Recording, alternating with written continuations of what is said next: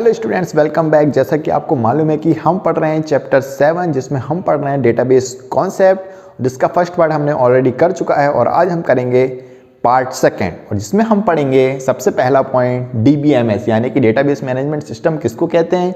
फिर हम पढ़ेंगे कुछ एग्जाम्पल डेटाबेस मैनेजमेंट सिस्टम के यानी कि DBMS के। इसके बाद मैं आपको बताऊँगा कि DBMS में किस तरीके की कमांड्स होती हैं और वह क्या क्या यूजर्स होते हैं उन कमांड्स के। फिर हम पढ़ेंगे कि एक फाइल सिस्टम से हम किस तरीके से DBMS में आए हैं और किस तरीके से अपग्रेड हो गए हमने DBMS में चीज़ों को यूज़ किया है। ठीक है, यानी कि हम जो डेटाबेस बनाते थे यानी कि डेटा स्टोर करते थे फाइल सिस्टम में, वहाँ कैसे करते थे डेटा को स्टोर, और अब DBMS में हम किस तरीके से करते हैं डेटा को स्टोर, वो हम देखेंगे हमारे फोर्थ पॉइंट में। इसके बाद हम पढ़ेंगे फिफ्थ पॉइंट में की कॉन्सेप्ट इन डेटाबेस या DBMS। ठीक है, सो की कॉन्सेप्ट में हम पढ़ेंगे डेटाबेस स्कीमा किसको कहते हैं, डेटा कंस्ट्रेंट्स क्या होते हैं, मेटा डेटा क्या होते हैं, database instance, query, data manipulation और साथ में डेटाबेस इंजन। ठीक है, ये सारे के सारे जो टॉपिक्स हैं ये हमारे NCERT की जो बुक है CBSE क्लास 11th IP उससे पूरे के पूरे आपको मिल जाएंगे। ठीक है, उसमें सारे के सारे ये टॉपिक्स हैं। सो मैंने ऑलरेडी लिख दिए ताकि कोई भी हमारा टॉपिक स्किप ना हो। तो चलिए शुरू करते हैं हमारा फर्स्ट टॉपिक जो कि है डेटाबेस मैनेजमेंट सिस्टम। ठीक है, मेरे प्रीवियस वीडियो में ऑलरेडी शॉर्ट में डिस्क्रिप्शन दिया था कि क्या होता है डेटाबेस मैनेजमेंट सिस्टम। हमें बिल्कुल डेफिनेशन याद करने की जरूरत नहीं है, नेम से ही हमको सारी डेफिनेशन बनाते आना चाहिए। क्या लिखा हुआ है, डेटाबेस मैनेजमेंट सिस्टम, यानी कि डेटाबेस को मैनेज करने के लिए एक सिस्टम बनाया गया है, उसे ही क्या कहा जाता है, डेटाबेस मैनेजमेंट सिस्टम। अब यदि आपको एग्जाम में लिखना है तो आप क्या लिखेंगे, software which is used to manage database is called database management system. Okay, क्या बोलेंगे, software which is used to manage database is called database management system. System का मतलब ही होता है सॉफ्टवेयर। क्या होता है इसका मतलब, सॉफ्टवेयर। ठीक है, तो जहां भी आपको सिस्टम मिलेगा वहां पे आप क्या लिख सकते हैं, सॉफ्टवेयर। ठीक है, सिस्टम मतलब ही होता है सॉफ्टवेयर। तो आया समझ में DBMS क्या होता है, DBMS is a software which is used to manage database. मतलब डेटाबेस को मैनेज करने के लिए हम जो सॉफ्टवेयर यूज करते हैं वह क्या कहलाता है, हमारा DBMS। ओके, तो कुछ एग्जांपल्स मैं बता देता हूं। ठीक है, ये तो हो गई डेफिनेशन। अब हम देख लेते हैं कि कौन कौन से। तो सबसे पहले तो होता है ओरेकल, और जो हम पढ़ेंगे वो है MySQL। ऐसे ही बहुत सारे होते हैं, MySQL, MongoDB, पोस्टग्रेस। ये सब क्या है, हमारे सॉफ्टवेयर्स हैं। ठीक है, क्या है ये, सॉफ्टवेयर्स हैं। इन्हीं को क्या कहा जाता है, डेटाबेस मैनेजमेंट सिस्टम। यानी कि ये सॉफ्टवेयर का यूज करके हम क्या कर सकते हैं, उसमें डेटाबेस बना सकते हैं, टेबल्स बना सकते हैं और हमारे डेटा को स्टोर कर सकते हैं और उसको ऑर्गेनाइज कर सकते हैं अच्छी तरीके से, ताकि हम उसमें इजिली इंसर्ट, अपडेट, डिलीट या फिर स्टोर कर सकें या इजिली एक्सेस कर सकें वहां से डेटा को। तो वही सब चीज के लिए हमें एक सॉफ्टवेयर लगता है, वही सॉफ्टवेयर क्या कहलाता है, DBMS यानी कि डेटाबेस मैनेजमेंट सिस्टम। और ये हैं कुछ एग्जांपल, और हमारे कोर्स में क्या है, इनमें से एक MySQL। ठीक है, तो ये हो गया हमारा डेटाबेस मैनेजमेंट सिस्टम। अब डेटाबेस मैनेजमेंट सिस्टम जो है हमारा सॉफ्टवेयर, वह हमें क्या देता है, कुछ कमांड्स देता है। ठीक है, कुछ कोडिंग लिखना पड़ता है ताकि हम डेटा को क्या कर सकें, इंसर्ट कर सकें। उसमें डेटा डालना है तो इंसर्ट कमांड देता है, वो डेटा जो ऑलरेडी है उसको अपडेट करना है, चेंज करना है तो अपडेट कमांड है, कोई डेटा को डिलीट करना है तो डिलीट कमांड्स हैं।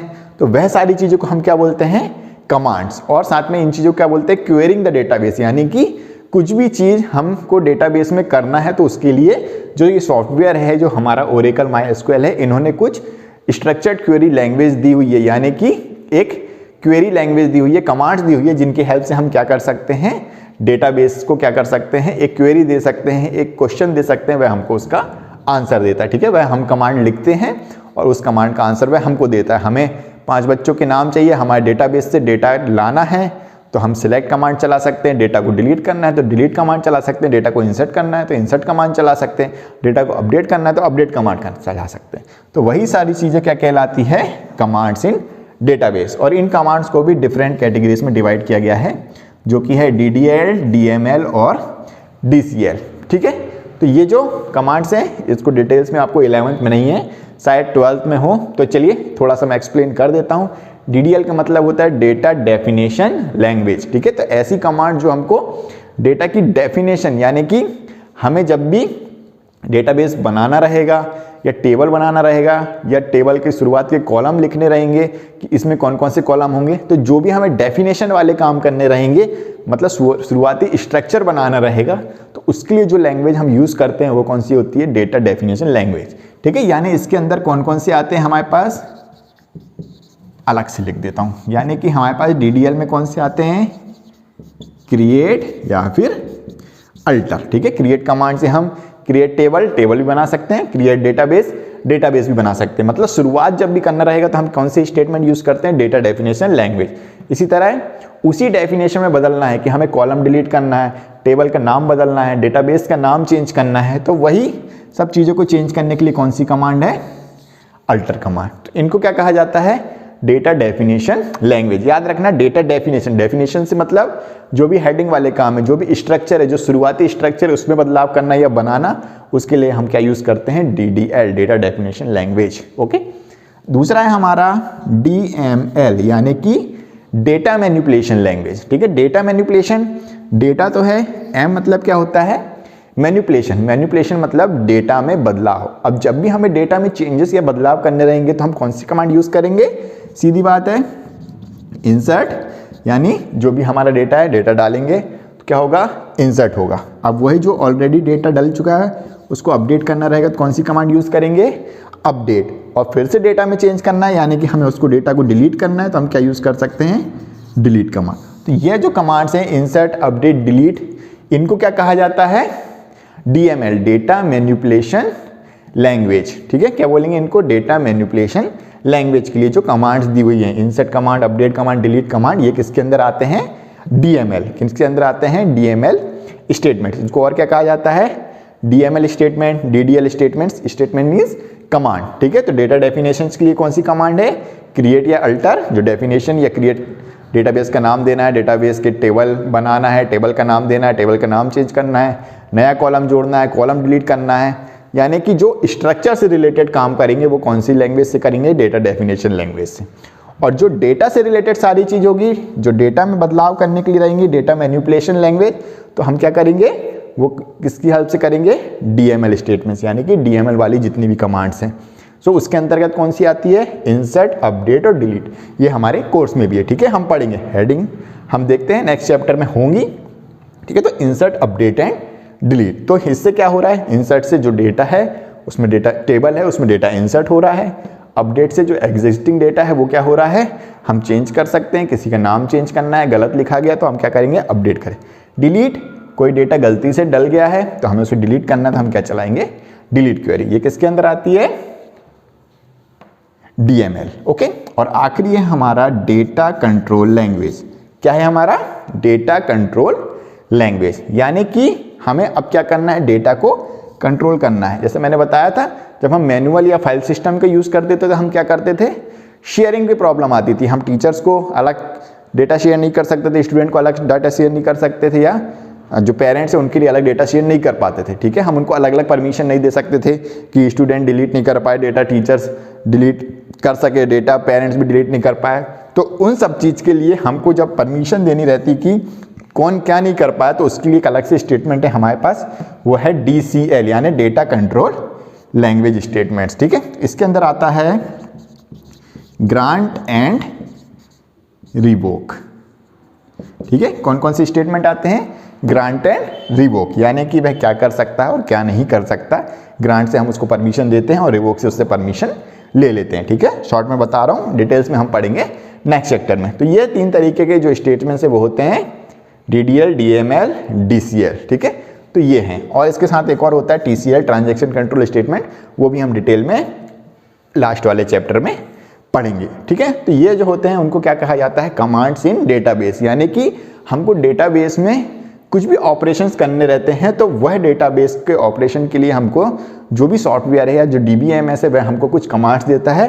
उन्हीं कमांड्स को क्या है, हम अलग अलग कैटेगरीज में डिवाइड करते हैं, DDL, DML और DCL। ठीक है, तो ये क्या कहलाते हैं?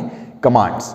ठीक है, और यही जो ऑपरेशन करते हैं उसको क्या कहते हैं, क्वेरिंग, कि हम क्या कर रहे हैं, क्वेरी कर रहे हैं कि जो भी चीज़ हमें चाहिए हम क्या करते हैं, रिक्वेस्ट करते हैं डेटाबेस से, और डेटाबेस हम क्या देता है, रिस्पॉन्स। जो भी डेटा हमें चाहिए उसका रिस्पॉन्स कौन देता है, डेटाबेस। तो ये था हमारा कमांड इन डेटाबेस।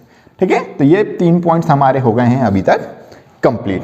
अब आते हैं हमारे 4th पॉइंट पे। ठीक है, 4th पॉइंट हमारा क्या कहता है, फाइल सिस्टम टू डीबीएमएस। अब मैं बताऊंगा आपको कि हम किस तरीके से पहले फाइल सिस्टम में क्या यूज करते थे और किस तरीके से हम डेटा को डीबीएमएस में सेव करते हैं। ठीक है, तो मैंने ऑलरेडी बताया है कि जब हम फाइल सिस्टम यूज करते थे तो क्या होता था, डेटा की रिडंडेंसी होती थी। क्या होती थी, रिडंडेंसी। हमने क्या पढ़ा था, रिडंडेंसी का मतलब एक ही जैसा डेटा बार बार या जगह जगह पे स्टोर करना पड़ता था। ठीक है, लेकिन अब हम देखते हैं कि जब हम फाइल सिस्टम यूज करते थे, अब उसकी जगह हम डीबीएमएस यूज करेंगे तो क्या होगा। ठीक है, तो चलिए एक जनरल सा एग्जांपल ले रहा हूं, बिल्कुल शॉर्ट में। अपन जब प्रैक्टिकल करेंगे तो और अच्छे समझ में आएगा।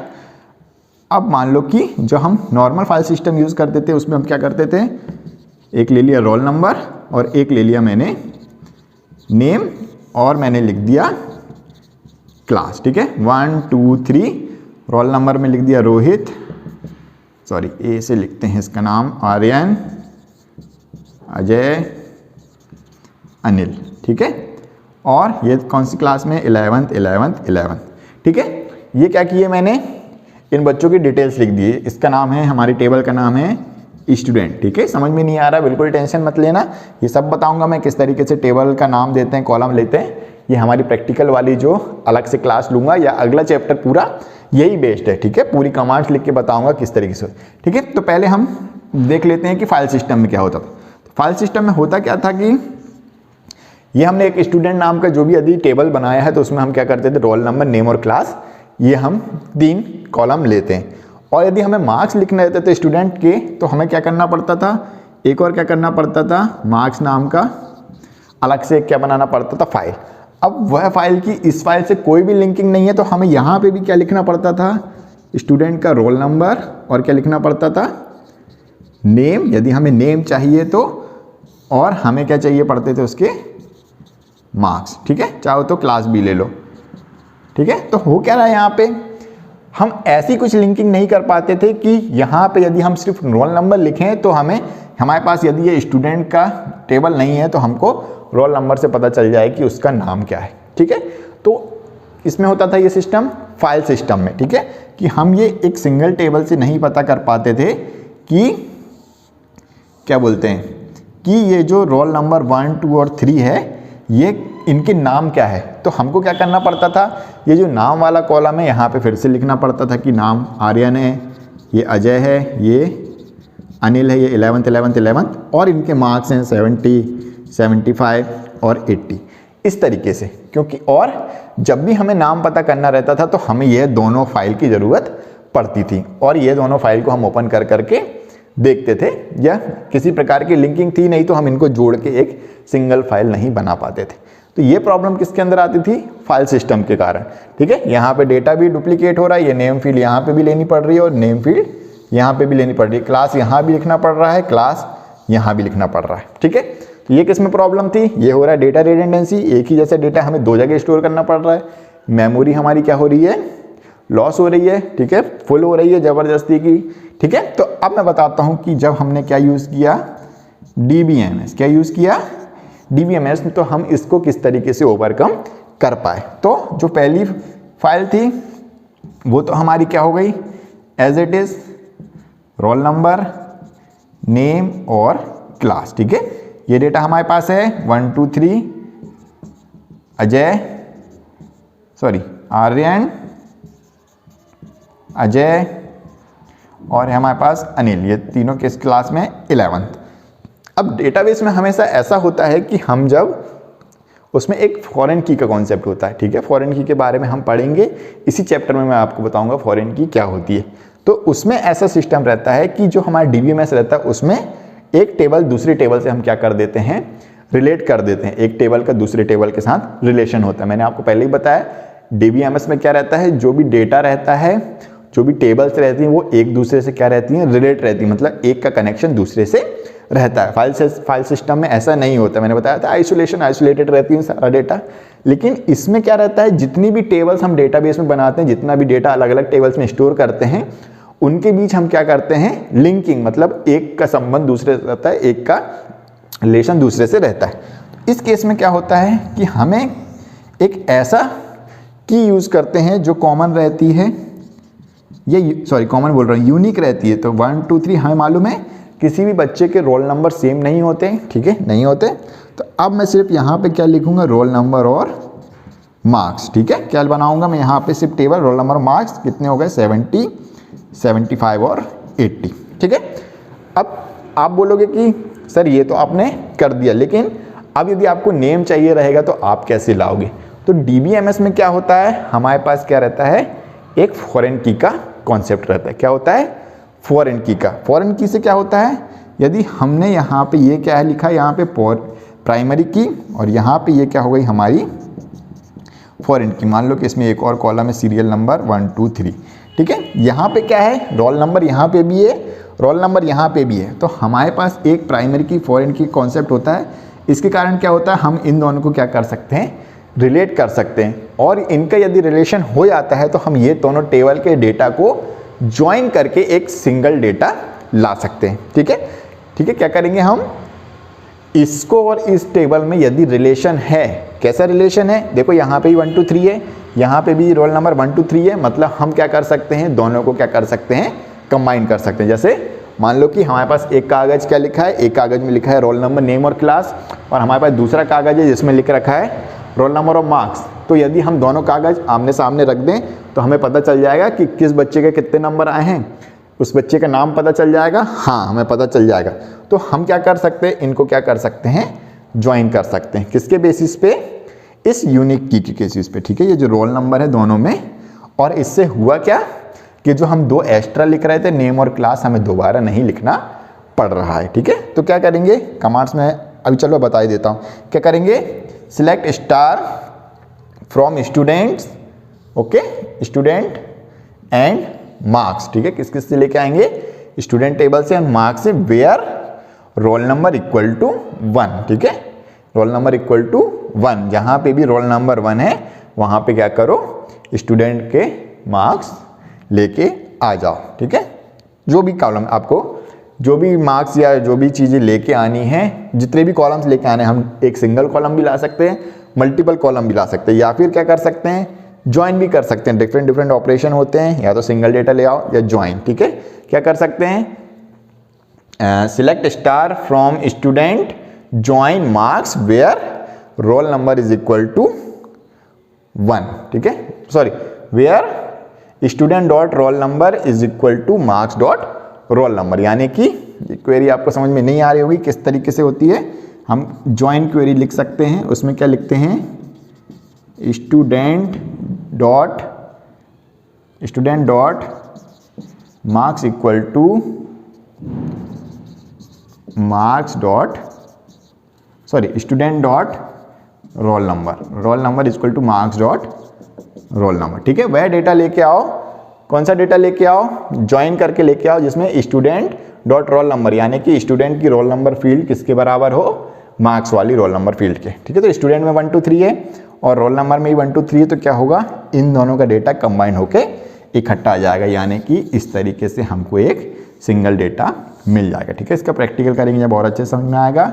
रोल नंबर, नेम, क्लास और क्या जाएगा, मार्क्स। तो ये कंबाइंड डेटा हमको मिल गया, ठीक है। तो इस तरीके से क्या होगा, ये कंबाइंड डेटा हमको मिल जाता है। तो इसी को क्या कहा जाता है, फाइल सिस्टम टू DBMS। मतलब कि हुआ क्या है इसमें हमारे साथ, कि जो फाइल सिस्टम में हम एक ही डेटा को अलग अलग जगह स्टोर करना पड़ता था, लिंकिंग होने की वजह से, यानी कि एक टेबल का दूसरे टेबल के साथ रिलेशन होने की वजह से हमें दूसरी टेबल में भी पहले टेबल का डेटा नहीं लिखना पड़ता, हम उसको ज्वाइन करके उन दोनों का कंबाइंड डेटा ला सकते हैं, ठीक है। तो यही कहलाता है फाइल सिस्टम टू DBMS, ठीक है। यही चीज़ लिखी हुई है। फाइल सिस्टम में ऐसा कुछ पॉसिबल नहीं था, इसलिए हमारे पास क्या आया है, DBMS, ओके। अब आते हैं हमारा 5th पॉइंट, जो कि है की कॉन्सेप्ट्स इन डेटाबेस, ठीक है। कि जो भी हमारा डेटाबेस मैनेजमेंट सिस्टम है उसके कुछ क्या है, की कॉन्सेप्ट है कि उसमें कौन कौन सी इंपॉर्टेंट चीजें होती है। ठीक है, तो चलिए उनको भी देख लेते हैं। सबसे पहला है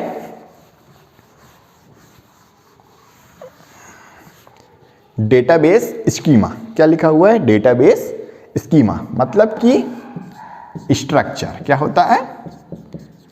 स्ट्रक्चर। ठीक है, जो भी डेटाबेस का स्ट्रक्चर रहता है उसमें कितनी रोज हैं, उतने कितनी कॉलम है, ठीक है, वो सब क्या कहलाता है? Database schema. कि वो किस तरीके की वैल्यू लेता है, वो कॉलम किस तरीके की वैल्यू लेते हैं, ओवरऑल ढांचा, उसको क्या कहा जाता है? Database schema. ठीक है, क्या लिखेंगे इसमें? स्ट्रक्चर में क्या होता है? स्ट्रक्चर में total number of columns and tables. ठीक है, जो भी हमारा डेटाबेस है उसमें कितनी टेबल्स हैं और उन टेबल्स के कितने कॉलम्स हैं, ठीक है, वो सब क्या कहलाता है? Database schema. उसको क्या कहते हैं? Tables schema. यानी कि structure of database is called database schema. कि वह टेबल में है उसमें कितनी टेबल्स हैं, उन टेबल्स में कितनी कॉलम्स हैं, कॉलम में किस प्रकार का डेटा आएगा, वह सब क्या कहलाता है? उसका स्ट्रक्चर। ठीक है, तो ये क्या कहलाता है? Database schema. The structure of database is known as database schema, और we can say that database schema tells us table and number of column in a table. Okay, और overall structure of a database. ठीक है, अगला आता है हमारे पास database constraints. ठीक है, अगला क्या है हमारे पास? Data constraints. अब डेटा कंस्ट्रेंट्स क्या होते हैं इसको पढ़ते हैं। कंस्ट्रेंट्स मतलब क्या होता है?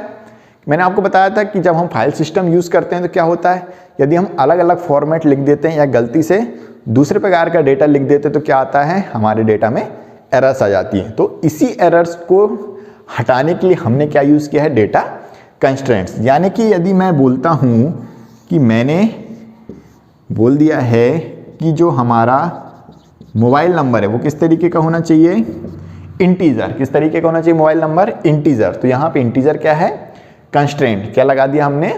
कंस्ट्रेंट। यानी कि ये चेक करेगा हमेशा कि जो मोबाइल नंबर है उसमें कोई भी अल्फाबेट वाला इंसर्ट नहीं करो, मतलब उसमें ABCD स्टोर ना हो, उस कॉलम में क्या नहीं आना चाहिए?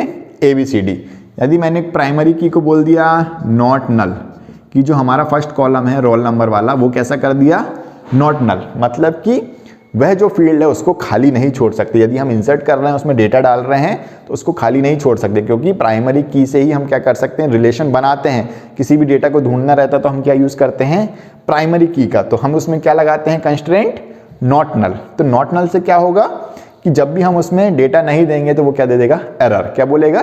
कि आप प्राइमरी की को खाली नहीं छोड़ सकते। इसी को क्या बोलते हैं? Data constraint. ठीक है, और भी डिफरेंट डेटा कंस्ट्रेंट होते हैं, हम आगे पढ़ेंगे। कि हम बता देते हैं कि एक टेबल के कॉलम में किस प्रकार का डेटा आएगा, उसमें कंस्ट्रेंट लगा देते हैं तो उसके अलावा कोई दूसरा डेटा वहां नहीं आ सकता या दूसरे प्रकार का डेटा नहीं आ सकता, उसे ही क्या कहा जाता है? Data constraint. ठीक है, data constraints are the constraint that applied on table और column for error free insertion of data और error free data in a table. यदि हमको टेबल में एरर फ्री डेटा चाहिए तो हम क्या करते हैं? उस टेबल पे भी लगता है और उन कॉलम्स में भी, टेबल के कॉलम्स पे भी कंस्ट्रेंट लगा सकते हैं। जैसे हमने प्राइमरी की को बोल दिया, इसमें लगा है नॉट कंस्ट्रेंट, तो जैसे ही उसमें कोई खाली एंट्री करेगा तो वो एरर दे देगा कि इसको खाली नहीं छोड़ सकते। ठीक है, मोबाइल में एंट्री कंस्ट्रेंट लगा दिया इंटीजर टाइप का, कि हमने इंटीजर टाइप की वैल्यू बोल दी, तो क्या होगा कि जब भी उसमें कोई अल्फाबेट डालने की कोशिश करेगा, मोबाइल नंबर अल्फाबेटिकल होते नहीं है तो वो एरर दे देगा। ठीक है, इसी तरह डिफरेंट कंस्ट्रेंट होते हैं जिनको हम अगले चैप्टर में पढ़ेंगे डिटेल्स में, क्योंकि इस चैप्टर में डिटेल्स में नहीं है। नेक्स्ट है हमारा मेटा डेटा। ठीक है, क्या है हमारे पास? अगला टॉपिक जो है हमारा है मेटा डेटा। अब मेटा डेटा क्या होता है? मेटा डेटा होता है डेटा अबाउट डेटा। ठीक है, यानी कि यदि हम डेटा के बारे में ही अलग से एक टेबल बनाए जिसमें लिखा रहेगा कि उसमें डेटा किस प्रकार का आएगा, तो वह क्या कहलाएगा? मेटा डेटा या फिर डेटा डिक्शनरी। मतलब डेटा के बारे में, डेटा की वह जो डेटा आएगा वह किस प्रकार का होगा उसके लिए भी एक अलग से डेटा लिखेंगे, वो कहलाएगा मेटा डेटा। जैसे कि डिक्शनरी देखिए सबने, इसी को क्या कहा जाता है, डेटा डिक्शनरी। डिक्शनरी में जैसे लिखा हुआ है वर्ड एरोप्लेन, ठीक है, तो एरोप्लेन को ढूंढोगे आप डिक्शनरी में तो उस डेटा, जो डेटा है एरोप्लेन, उसके बारे में भी अलग से डेटा लिखा रहेगा कि एरोप्लेन क्या है, कैसे चलता है, उसकी पूरी मीनिंग लिखी रहती है, ठीक है, डिक्शनरी में। तो सेम ऐसा ही कहलाता है हमारा मेटा डेटा, ठीक है। What is Meta data? Data about data is called Meta data. तो जो हमारा डेटा है, मान लो कि हमने बोल दिया कि हमारा डेटा है नेम, क्या है, कौन सी फील्ड है हमारी कॉलम की, हमारा कॉलम है एक कॉलम जिसका कॉलम का नाम क्या है, नेम, यानी कि हम उसमें क्या लिखेंगे, नाम लिखेंगे, ठीक है। अब इस नाम के बारे में भी हम क्या करेंगे, एक अलग से टेबल में क्या करेंगे, डेटा स्टोर करेंगे। तो क्या स्टोर करेंगे, बहुत सारी चीज हो सकती है, क्या करेंगे, साइज कि कितने साइज का हो सकता है ये नेम, ठीक है, यदि उससे ज्यादा साइज का होगा तो एरर्स आ सकती है, ठीक है, एरर देना है, कुछ भी देना है, साइज। इसके बाद हम क्या लिख सकते हैं कि नेम कितने कैरेक्टर का हो सकता है, ठीक है, कैरेक्टर हो सकता है, ठीक है, और भी डिफरेंट चीज, मतलब कि ये नेम किस प्रकार का होगा, जो भी नेम है किससे स्टार्ट होगा, यानी कि जो ये नेम हमारा जो कॉलम है उससे रिलेटेड जो सारा डेटा हम लिखते हैं एक अलग से कॉलम में कि वह नेम है, उसका साइज क्या होगा, उसके कैरेक्टर्स कितने हो सकते हैं, वह स्टार्ट किससे होना चाहिए, या कुछ भी चीज़ उससे रिलेटेड हम एक और ज़्यादा जानकारी लिखते हैं एक अलग से टेबल में। उसी टेबल को क्या बोलते हैं, मेटा डेटा। क्या बोलते हैं इसको, मेटा डेटा। यानी कि इस डेटा के बारे में और ज़्यादा डेटा हम अलग से एक जगह स्टोर करते हैं, वह क्या कहलाता है, मेटा डेटा। ठीक है, समझ गए मेटा डेटा क्या होता है? Data about data is called Meta data. यानी कि जो हमारा डेटा है उस डेटा के बारे में हम अलग से एक जगह अलग से उसके बारे में जानकारी स्टोर करते हैं कि वह डेटा है क्या, किस लिए लिखा गया है, क्यों है, वह कितनी जगह ले रहा है, किस प्रकार का रहेगा वो डेटा। ठीक है, तो वह सब चीज़ क्या कहलाती है, मेटा डेटा। ओके, ये था हमारा सी। अब आते हैं डेटाबेस इंस्टांस। क्या होता है डेटाबेस इंस्टांस? इंस्टांस मतलब होता है उसके अलग अलग रूप। इंस्टांस मतलब क्या होता है, अलग अलग रूप, या हम शॉर्ट में कहते प्रोग्रामिंग की भाषा में कहेंगे तो उसके ऑब्जेक्ट। ठीक है, तो जब हम स्टार्टिंग में थे, जब हमने डेटाबेस बनाया था तो डेटाबेस कैसा था, एम्प्टी। कैसा था, खाली था। ठीक है, क्योंकि उसमें कुछ भी टेबल्स नहीं बनाई थी। ठीक है, फिर हमने कुछ दिनों बाद क्या किया, या उसी टाइम क्या किया, डेटाबेस में क्या कर दिया, 2 टेबल बना दी। बोलो हाँ सर, बना दी। तो ये हो गया, हमने समझ लो 1 आवर बाद 2 टेबल बना दी उसमें। फिर हमने क्या किया, 1 आवर बाद हमने क्या करा, उस डेटाबेस में क्या कर दी, एक और टेबल बना दी, और जो बाकी की 2 टेबल थी उसमें भी 2-2 4-4 डेटा डाल दिया। तो क्या हो रहा है, जो हमारा डेटाबेस है उसके अलग अलग इंस्टांस बन गए। पहले इंस्टांस में क्या हुआ, डेटाबेस एम्प्टी था, कुछ समय बाद क्या हुआ, उसमें टेबल्स बन गई, कुछ समय बाद क्या हुआ, टेबल्स में डेटा भी डल गया। तो इसी को क्या कहा जाता है, डेटाबेस इंस्टांस। यानी कि state of A database in a particular time is called database instance. यानी कि कुछ समय बाद जो डेटाबेस की स्टेट होती है वह क्या कहलाता है, डेटाबेस इंस्टांस। ठीक है, आया समझ में कि पहले जब हम डेटाबेस बनाते हैं तो डेटाबेस खाली रहता है, फिर हमने उसमें टेबल क्रिएट कर दी तो एक टेबल बन गई, मतलब कुछ समय बाद का जो समय था उसकी स्टेट चेंज हो गई। फिर कुछ समय बाद हमने उस टेबल में डेटा डाल दिया तो स्टेट चेंज हो गई, मतलब अब वो डेटा के साथ वाला डेटाबेस हो गया। तो इसी को क्या कहा जाता है, अलग अलग इंस्टांस। इसको क्या बोलेंगे, इंस्टांस 1, इंस्टांस 2, इंस्टांस 3, ऐसे ही अनगिनत इंस्टांस हो सकते हैं। ठीक है, infinite instance we can create, मतलब अलग अलग समय पे जो डेटाबेस की स्टेट होती है उसे ही हम क्या कहते हैं, डेटाबेस इंस्टांस। ओके, अगला है क्वेरी। क्वेरी मैंने ऑलरेडी आपको एक्सप्लेन कर चुका है। क्वेरी मतलब होती है कमांड्स, यानी कि डेटाबेस को हम कुछ भी रिक्वेस्ट करने के लिए जो कमांड्स लिखी जाती है उसी को क्या कहा जाता है, क्वेरी। ठीक है, हर एक सॉफ्टवेयर में अलग अलग क्या रहती है, हमारे पास एसक्यूएल क्वेरीज रहती है जिनकी हेल्प से इंसर्ट करते हैं, अपडेट करते हैं, डिलीट करते हैं, वह क्या कहलाती है, क्वेरी। उनको ही क्या बोलते हैं, क्वेरी, यानी कि एक तरीके से रिक्वेस्ट। क्वेरी को और क्या बोलते हैं, रिक्वेस्ट, मतलब कि जो भी हम कमांड्स देंगे डेटाबेस को, वह डेटाबेस उस कमांड के बदले हमको क्या देगा, रिस्पॉन्स की। आप कमांड्स में हमने लिख के भेजा कि 2 लोगों को क्या करो, लेकर आओ डेटाबेस में, कि जिनका जो क्लास 11th के हैं, तो वो हमको 2 लोगों का डेटा दे देगा, वो हमको क्या देगा, रिस्पॉन्स। ठीक है, तो इसी को क्या कहा जाता है, क्वेरी। ठीक है, क्वेरी मतलब कमांड्स। ठीक है, अगला है हमारा डेटा मैनिपुलेशन। डेटा मैनिपुलेशन भी मैंने आपको बताया था, डीएमएल वाले जो स्टेटमेंट्स होते हैं, इसी को क्या कहा जाता है, डेटा मैनिपुलेशन। मतलब कि यदि हमको डेटा में चेंजेस करना रहता है, डेटाबेस के डेटा में जो चेंजेस करते हैं उसे ही क्या कहते हैं, डेटा मैनिपुलेशन। यानी कि यदि हम डेटाबेस में जो टेबल हैं उनके डेटा को क्या कर रहे हैं, इंसर्ट कर रहे हैं, उसमें डेटा इंसर्ट कर रहे हैं, चेंज हुआ डेटा में, हाँ पहले 2 था अब 3 हो गए डेटा, और इंसर्ट किया तो 4 हो गए, मतलब क्या हो रहा है, डेटा में चेंज। अपडेट, किसी का नाम अनिल था, गलती से हमने डबल एल लगा दिया, तो एक एल को अपडेट करना है, ठीक है, उसको चेंज करना है, तो हम क्या करेंगे, अनिल को अपडेट करेंगे और ANIL कर देंगे। तो ये क्या होता है, अपडेट। यानी कि जो एग्जिस्टिंग डेटा है उसमें चेंजेस लाना है तो हम अपडेट करेंगे। डिलीट, मैंने बताया डिलीट में क्या करेंगे, 4 डेटा हैं, एक डिलीट कर देंगे तो बचेगा कितना, 3। डेटा में चेंज हुआ, हाँ 4 से 3 हो गया, फिर से डिलीट कर दिया, 4 से 1 हो गया, पूरे डिलीट कर दिए, 0 बचे, मतलब क्या हुआ, डेटा में चेंज। इसी को कहते हैं डेटा मैनिपुलेशन, यानी कि डेटा में चेंज करना। ठीक है, तो ये हो गया हमारा डेटा मैनिपुलेशन। ये भी कॉन्सेप्ट किसका है, DBMS, मतलब डेटा में कोई भी चेंजेस करना क्या कहलाता है, डेटा मैनिपुलेशन। उसके लिए हम क्या करते हैं, इंसर्ट करते हैं, अपडेट करते हैं या फिर डिलीट करते हैं। और लास्ट है हमारा डेटाबेस इंजन, यानी कि अब DBMS क्या है, एक सॉफ्टवेयर है। क्या है, सॉफ्टवेयर। अब उस सॉफ्टवेयर में भी कोडिंग लिखी होगी कि हम उसको कमांड्स दे रहे हैं या कुछ क्वेरीज दे रहे हैं, हम लिख रहे हैं सिलेक्ट स्टार फ्रॉम स्टूडेंट। तो भाई इसको समझने के लिए भी क्या करना पड़ेगा, हमें एक ऐसा सॉफ्टवेयर बनाना पड़ेगा जो इसको समझ सकें। तो इसके लिए हमने क्या बनाया है, एक डेटाबेस इंजन, जिसमें हमने क्या करी है, प्रोग्रामिंग, जो क्या करेगा, इस जो लैंग्वेज है इस क्वेरी को समझेगा और उसके बेसिस पे हमको क्या देगा, रिस्पॉन्स देगा। ठीक है, तो उसे ही क्या कहते हैं, डेटाबेस इंजन। ठीक है, database engine is the engine which take us our request and give us response, जो हमारी क्वेरी लेता है या रिक्वेस्ट लेता है और बदले में हमको क्या देता है, रिस्पॉन्स। तो इसे ही क्या कहा जाता है, डेटाबेस इंजन। चलिए क्विक रिकैप आ जाते हैं फटाफट से। तो ये होता है हमारे आज के पॉइंट्स कंप्लीट पार्ट 2 के, फिर हम पढ़ेंगे पार्ट 3 जिसमें हम बाकी के बचे हुए टॉपिक्स कंप्लीट करेंगे। तो सबसे पहले आ जाते हैं डेटाबेस मैनेजमेंट सिस्टम। मैंने क्या बताया, database management system is a system which is used to manage database, यानी कि डेटाबेस को मैनेज करने के लिए जो सिस्टम या सॉफ्टवेयर बना है वो क्या कहलाता है, DBMS। साथ में हमने एग्जांपल पढ़े, DBMS के कौन कौन से एग्जांपल होते हैं, ओरेकल, MySQL, MongoDB, Postgres। ठीक है, ऐसे बहुत से तमाम सॉफ्टवेयर है जिसकी हेल्प से हम डेटा को मैनेज कर सकते हैं। और हमारे कोर्स में क्या है, MySQL, जो हम पढ़ेंगे हमारे अगले चैप्टर में।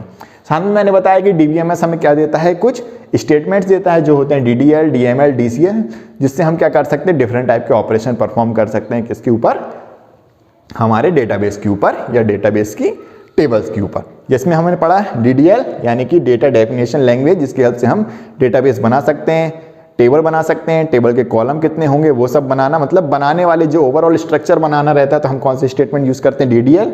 फिर आते हैं DML स्टेटमेंट, यानी कि डेटा से रिलेटेड कोई भी काम करना रहता है तो DML स्टेटमेंट यूज करते हैं, यानी कि डेटा को डिलीट करना, डेटा को इंसर्ट करना, डेटा को अपडेट करना, यानी डेटा से रिलेटेड कुछ भी करना है तो हम क्या यूज करेंगे, DML स्टेटमेंट। और तीसरा होता है DCL, यानी कि हमको डेटा के ऊपर कंट्रोल लेना है कि कौन एक्सेस कर सकता है, कौन नहीं कर सकता, कौन डिलीट कर सकता है, कौन अपडेट कर सकता है, कौन नहीं कर सकता है। वह सब चीज़ के लिए हमारे पास स्टेटमेंट्स बने हैं, कमांड्स बने हैं, जिसकी हेल्प से हम चेंज करते हैं, तो वो होते हैं DCL।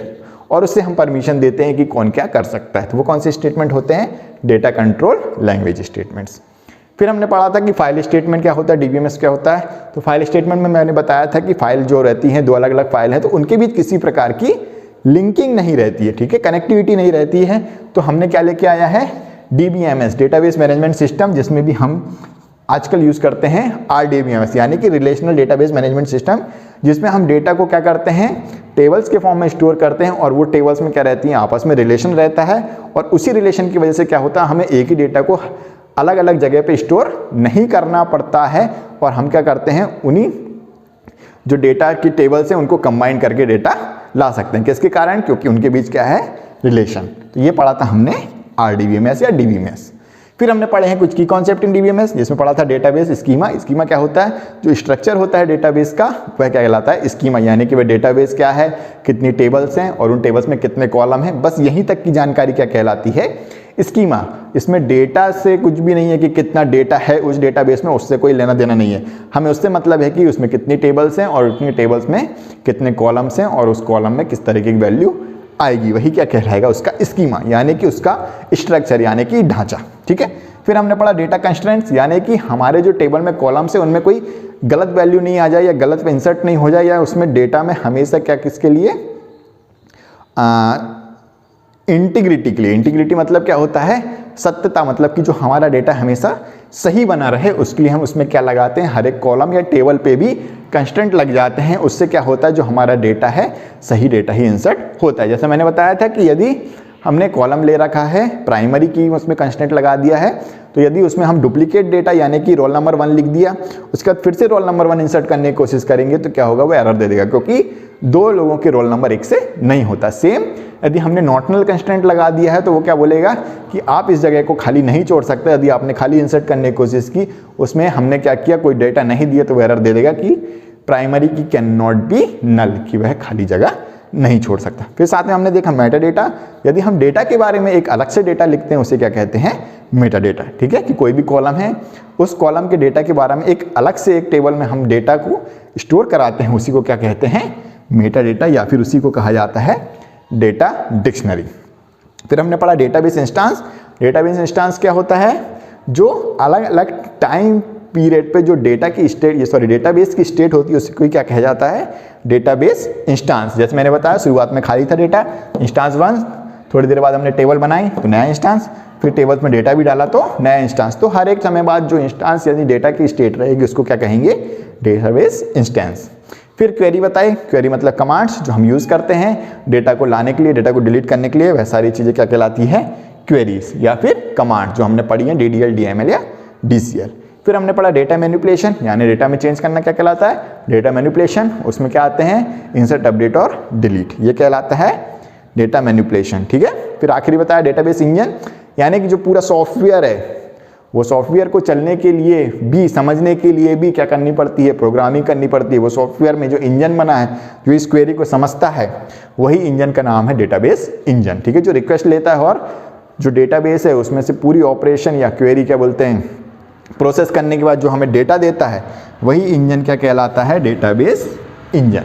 ठीक है, जो हमने प्रोग्रामिंग करी है किसके लिए, DBMS सॉफ्टवेयर बनाने के लिए, और उसमें हमने जो एक प्रोग्राम बनाया है जो क्वेरी लेता है और डेटा को हमको लाके देता है, डिलीट करता है, जो हमारी क्वेरी को सुनता है उसे ही कहा किया जाता है डेटाबेस इंजन।